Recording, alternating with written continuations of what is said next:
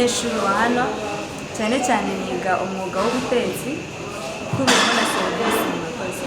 Mbere na mbere navuga ko aya ni amahirwe akomeye cyane tubonye kubera ko nyine mu busanzwe turabyiga muri theory tukabikora no muri practice, ariko ntabwo twari dufite amahirwe yo kugira ngo tubone abashyitsi baturutse mu bihugu bitandukanye.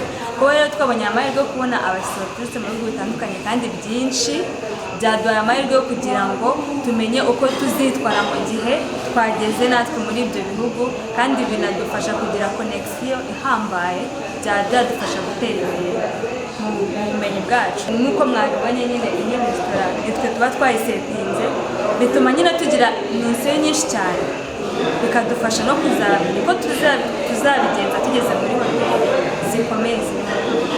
Aka kanya ndashimira cyane cyane chef wacu bamwita Donata, ni chef wacu kuri department zose zo muri culinary.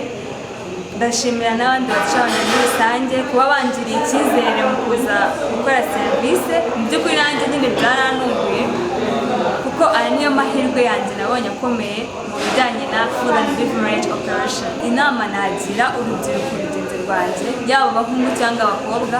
Hari abantu bumva ngo imyuga ngo ni iy'abantu ngo batazi ubwenge, ngo batazi ibijyanye na science, baribeshya cyane.